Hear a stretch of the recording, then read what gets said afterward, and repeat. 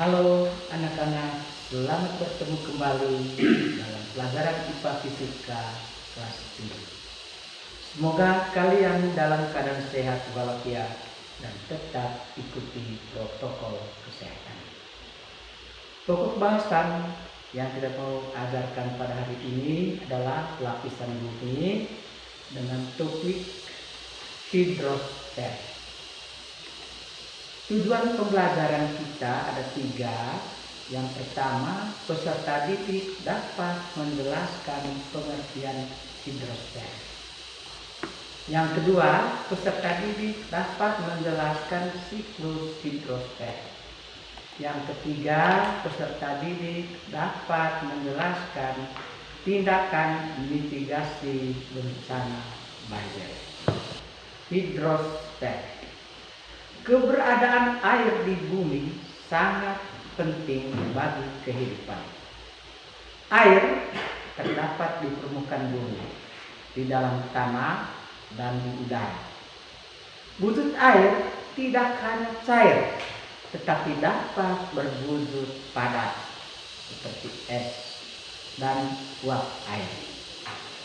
Air di bumi selalu bergerak dari satu tempat ke tempat lain, dan dari bentuk yang satu ke bentuk yang lain. Nah, pada kesempatan kali ini kita bahas pengertian hidrosfer, siklus hidrologi, perairan di darat dan perairan di laut. Pengertian hidrosfer. Hidrosfer merupakan daerah perairan yang mengikuti bentuk bumi yang bulat. Hidrosfer berasal dari kata hidros yang berarti air dan sfer yang berarti daerah atau bulatan.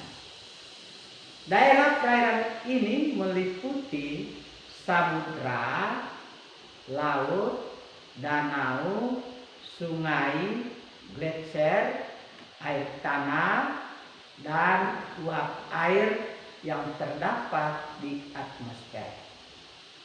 Hidrosfer menempati sebagian besar muka bumi karena 75% muka bumi tertutup oleh air. Air di bumi bersirkulasi dalam lingkaran hidrologi, di mana air jatuh sebagai hujan dan mengalir ke samudra, samudra sebagai sungai, dan menguap kembali ke atmosfer.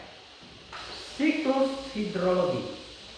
Jumlah air di bumi ini tetap tidak berubah. Jumlah air yang tetap dan selalu bergerak dalam satu lingkaran peredaran membentuk suatu siklus yang dinamakan siklus hidrologi. Siklus air atau daur hidrologi. Nah, berdasarkan lama peredaran air, siklus hidrologi dapat dibedakan menjadi 3 macam, yaitu siklus pendek, sedang, dan panjang. Yang pertama, siklus pendek. Siklus pendek merupakan suatu proses peredaran air dengan jangka waktu yang relatif cepat. Proses ini biasanya terjadi di laut. Bagaimana terjadinya siklus pendek? Air laut mengalami evaporasi atau penguapan. Karena adanya panas dari sinar matahari, uap air dari evaporasi naik ke atas sampai pada ketinggian tertentu dan mengalami kondensasi sehingga terbentuk awan. Awan semakin lama semakin besar, maka turunlah sebagai hujan di atas laut. Air yang turun ini kembali menjadi air laut yang akan mengalami evaporasi lagi. Selanjutnya, perhatikan gambar berikut.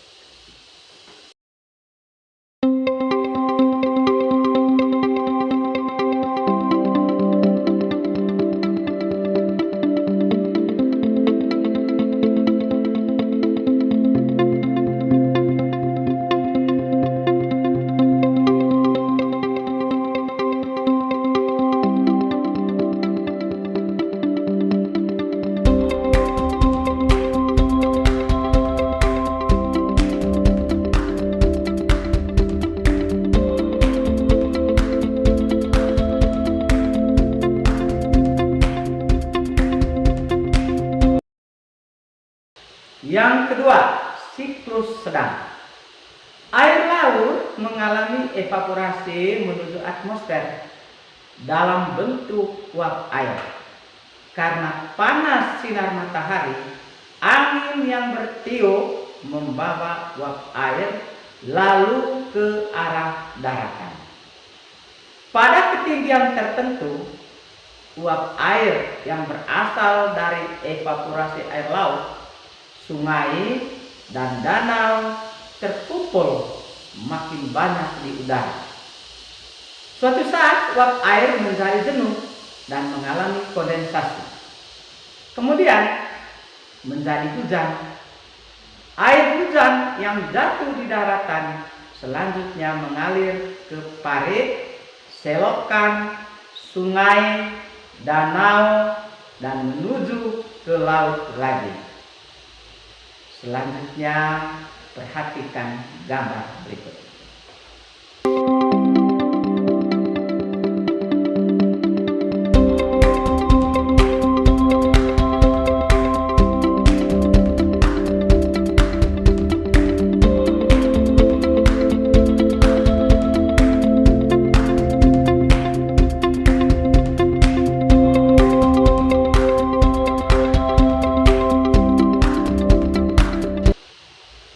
Yang ketiga, siklus panjang.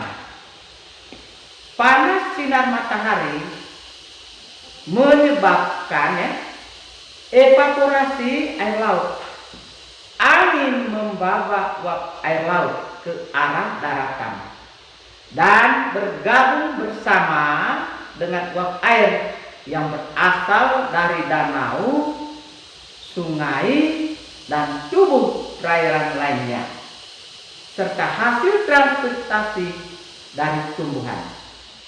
Uap air ini berubah menjadi awan dan turun sebagai presipitasi atau air hujan.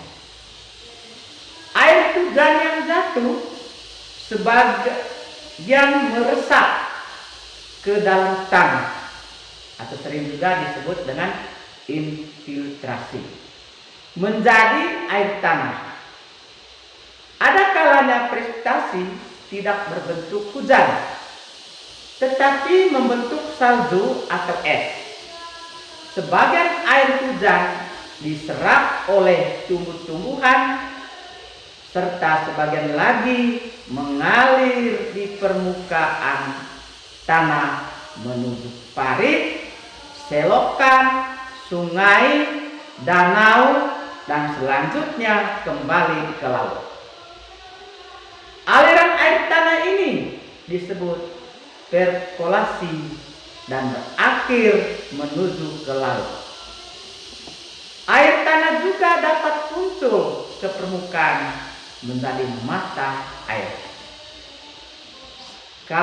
Siklus panjang merupakan siklus yang berlangsung paling lama dan prosesnya paling lengkap. Selanjutnya, perhatikan gambar berikut.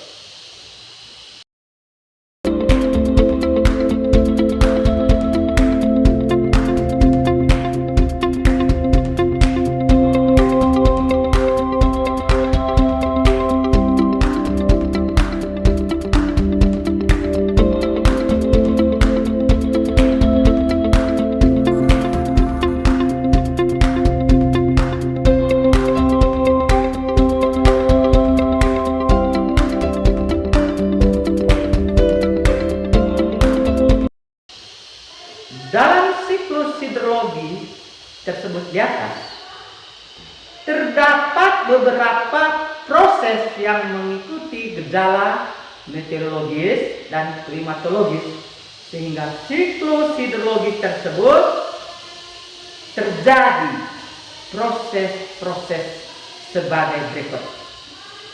1. Transpirasi adalah proses pelepasan uap air dari tumbuh-tumbuhan melalui stomata atau mulut daun. Yang kedua, evaporasi adalah penguapan benda-benda abiotik dan merupakan proses perubahan wujud air menjadi gas. Penguapan di bumi 80% berasal dari penguapan air laut. Yang ketiga, transpirasi adalah proses gabungan antara evaporasi dan transpirasi. Yang keempat, kondensasi merupakan proses perubahan wujud uap air menjadi air akibat adanya pendinginan.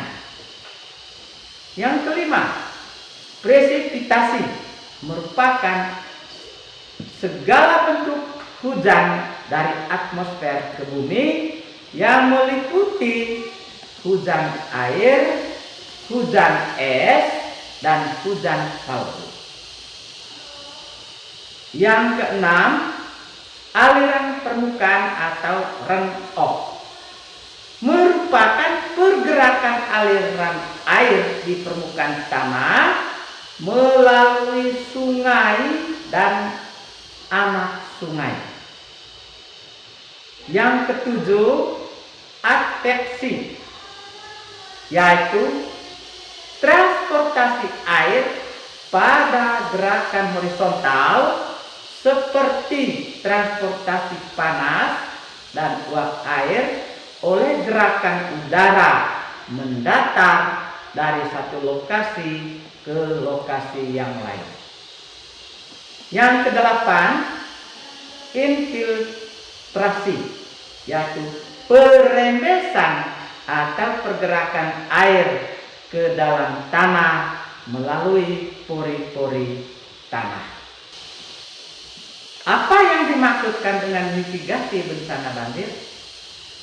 Mitigasi bencana banjir adalah upaya yang dilakukan untuk mencegah atau mengurangi risiko dari bahaya banjir.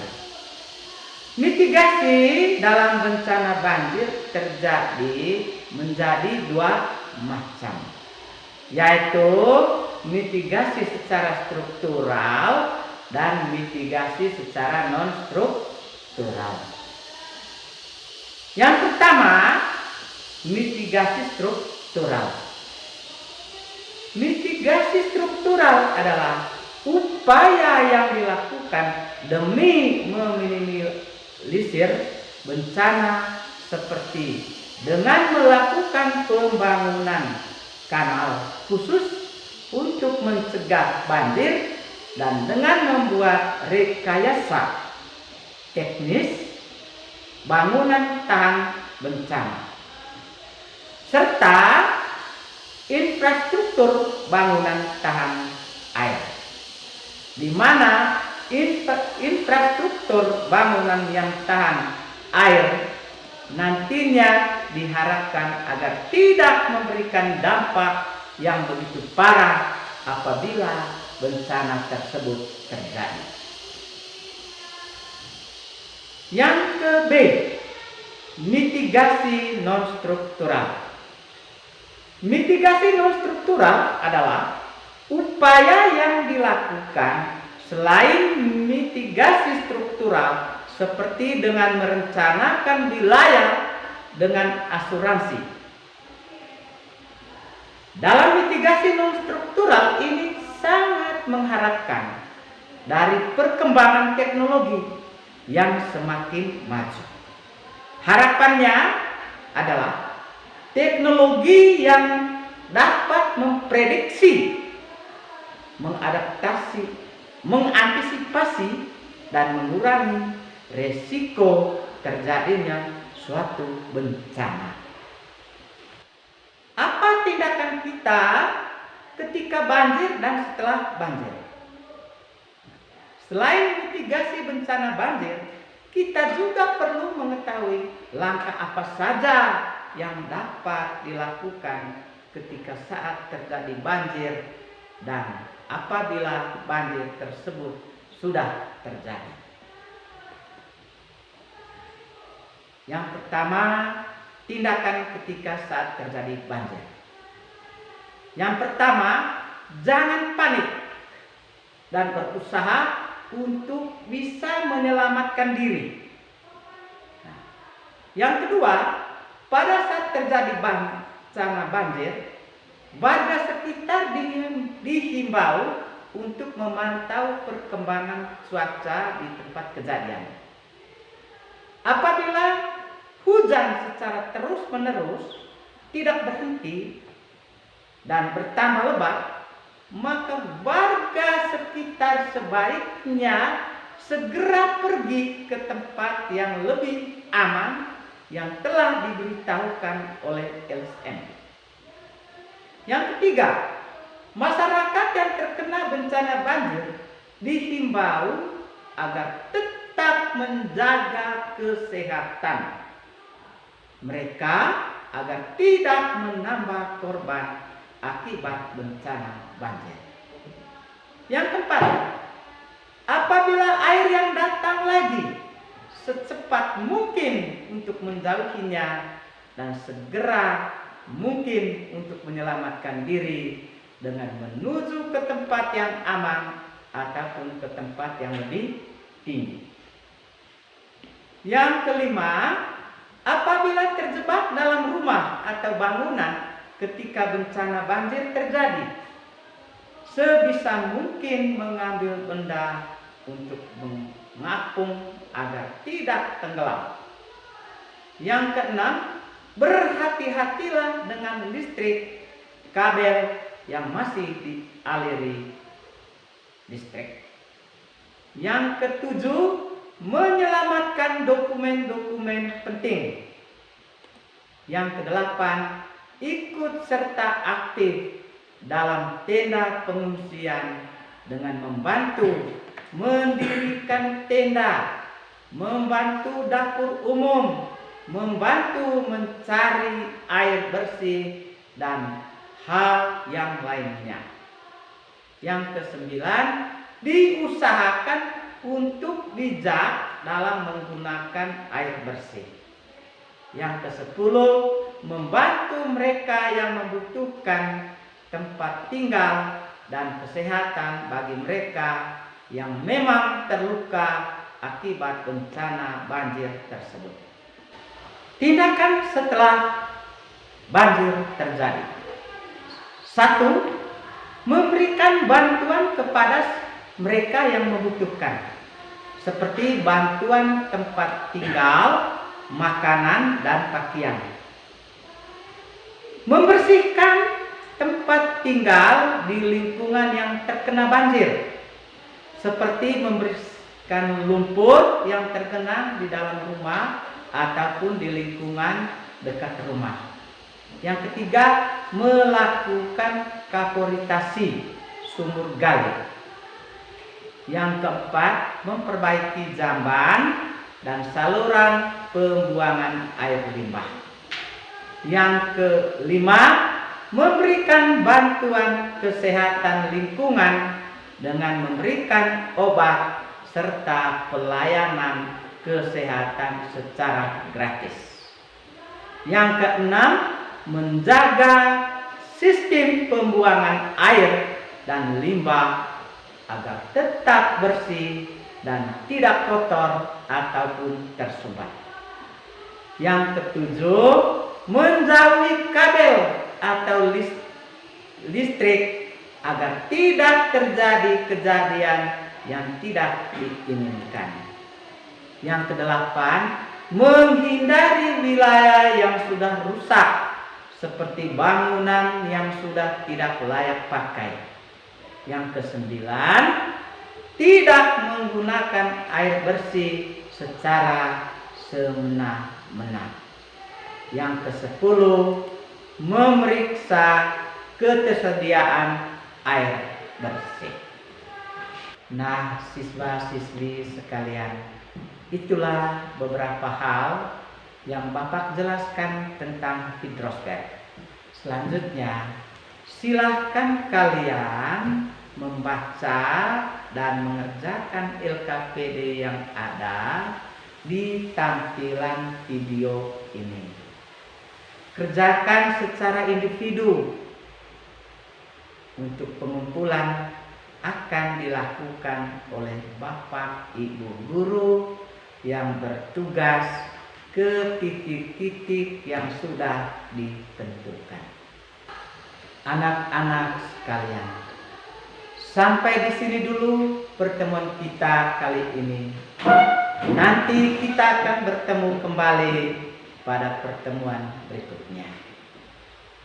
Untuk lebih memahaminya materi ini, baca modul IPA Fisika tentang lapisan bumi bagian hidrosfer. Selamat belajar dan tetap semangat. Terima kasih.